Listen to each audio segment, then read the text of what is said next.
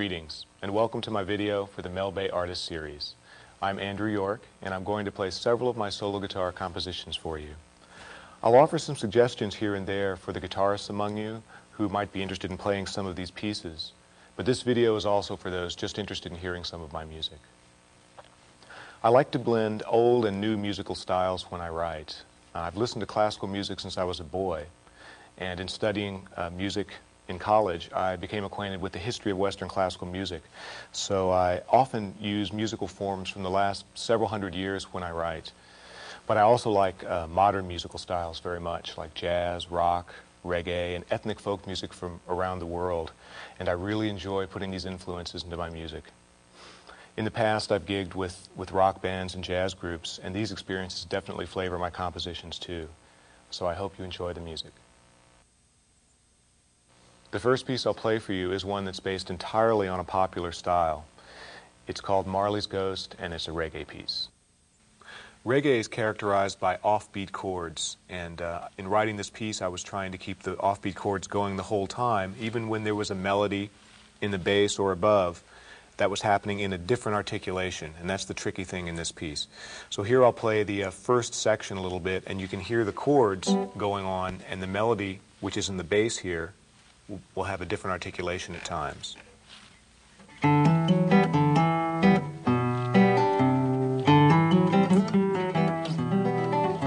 For example, here, the melody note in the bass is long, and the chords will be short. So this will happen quite a bit. On the repeat of this, I add a counterline on top above the chords, so we have the offbeat chords in the middle, a counterline above, and the bass melody still going on.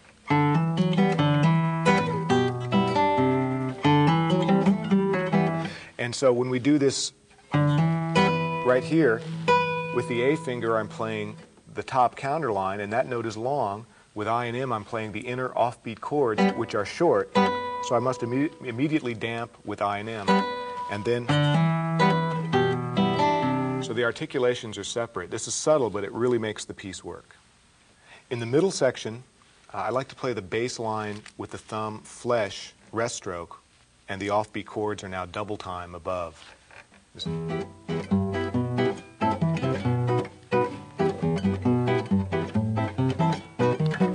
I think that gives the right effect.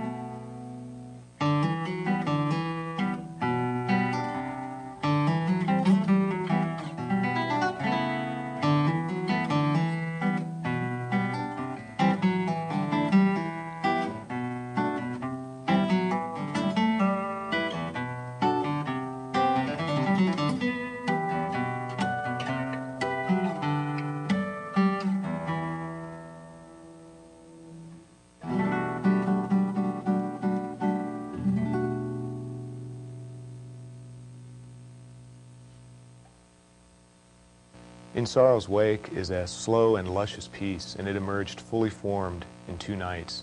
It felt like it was hovering somewhere, already finished, and I only had to write it down.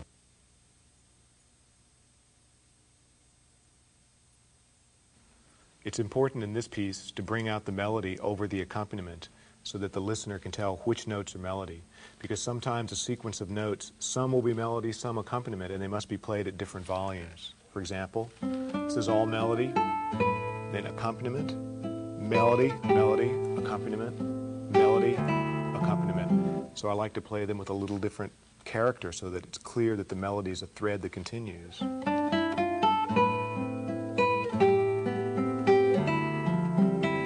And it's done with volume and tone.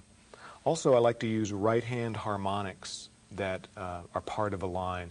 And the trick there is to play them with the right color and volume so that they don't interrupt the line, and also to play them in rhythm, because your right arm must be in motion, like, let's see, things like that, so you're in the right place at the right time and play the harmonic at an appropriate volume.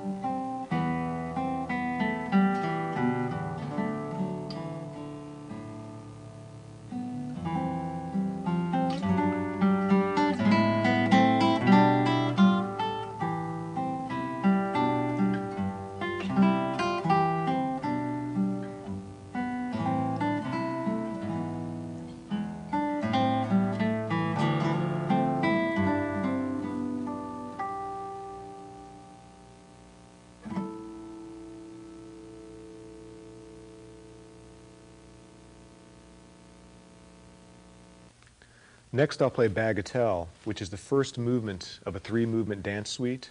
The Bagatelle has a medieval sensibility in some of the phrases and rhythms, but you'll hear a spirit of rock and roll that comes in the middle to make it a little more aggressive.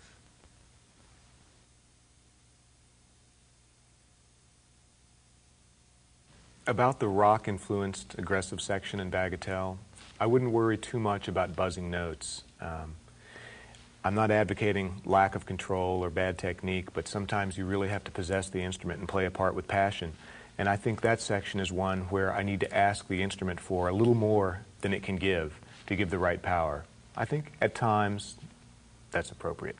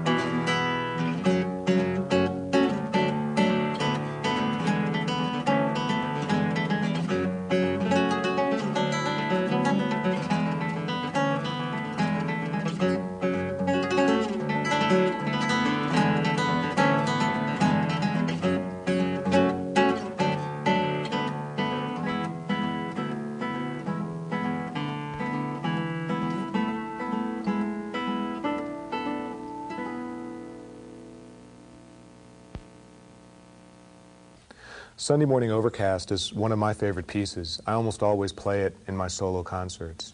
It's folk-based, and the harmonies are simple, but much of it moves along in three-voice counterpoint.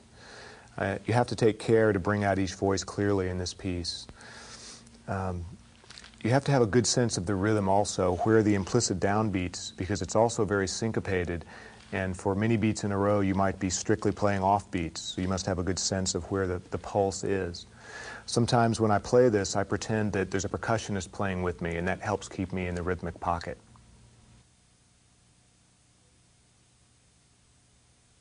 The final recapitulation in Sunday Morning Overcast actually combines themes and thematic fragments from all three sections. And when I switch from one to the other, this happens very rapidly, I try to change character a little bit to separate them and show their individuality. See if you can tell which section each fragment comes from.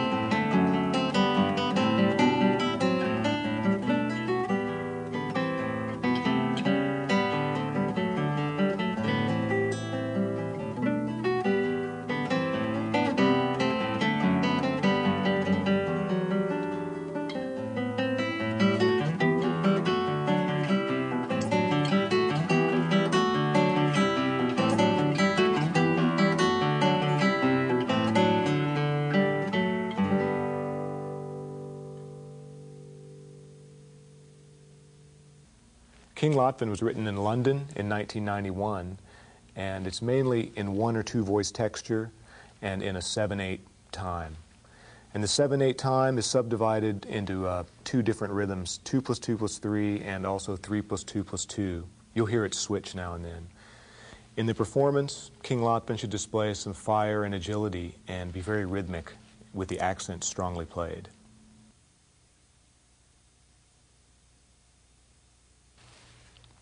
King Lotfin, as I mentioned before, is in a fast 7/8, and usually when we have a piece in 7, it's subdivided into smaller groupings, and the most common subdivision for this piece is 2+2+3, which you can hear in the beginning, right here.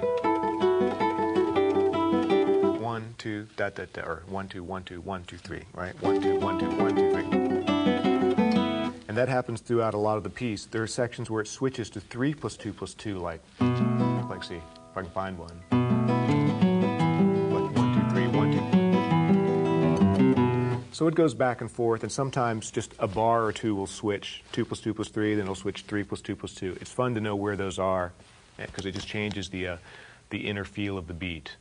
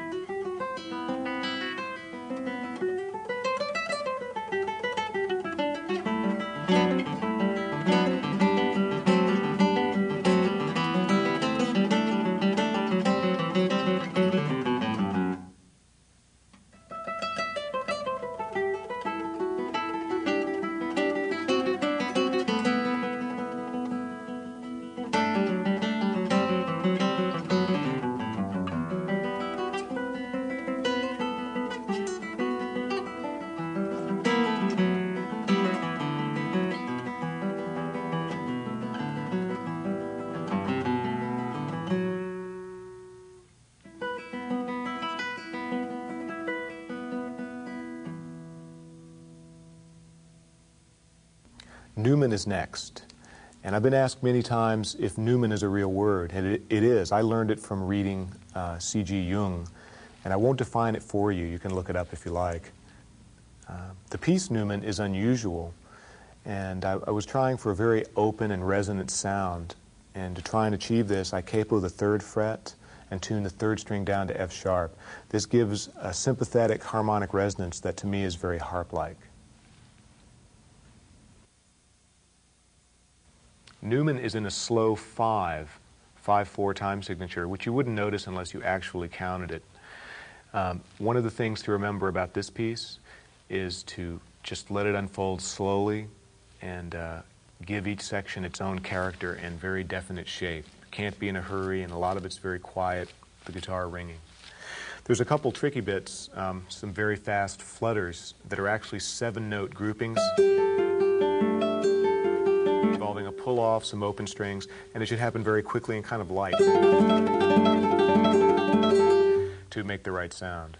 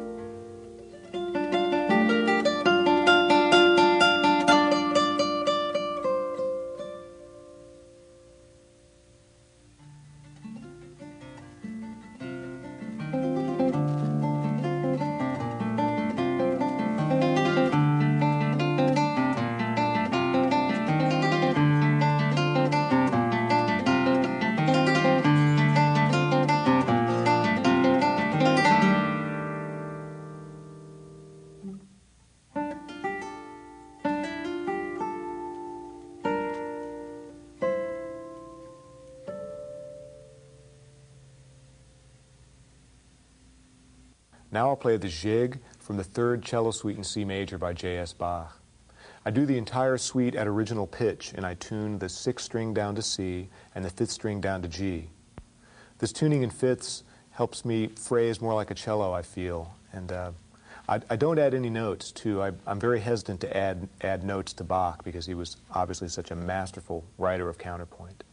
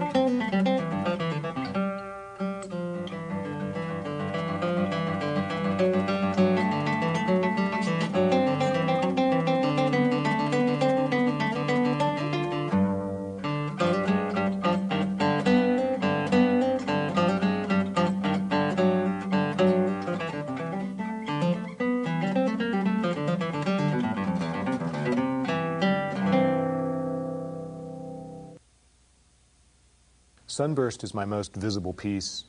It's been recorded many times, and most recently under the title Jubilation at the request of the record label involved. I've also written an introduction to this piece, which I'll include on the video. This piece is really written for steel string guitar, but it works quite nicely on nylon string too.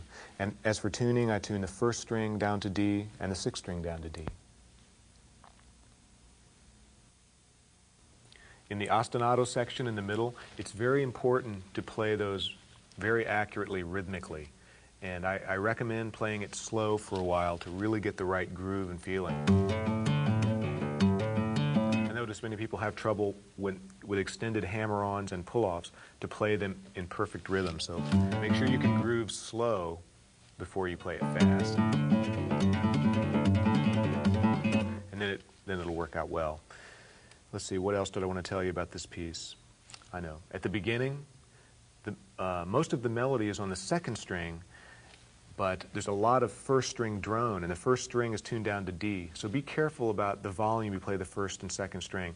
In general, bring out the 2nd string more than the 1st. If you don't, the 1st string will predominate over the 2nd. So here, then melody, 2nd string, a little drone, then melody again. That's all melody on the 2nd string there. So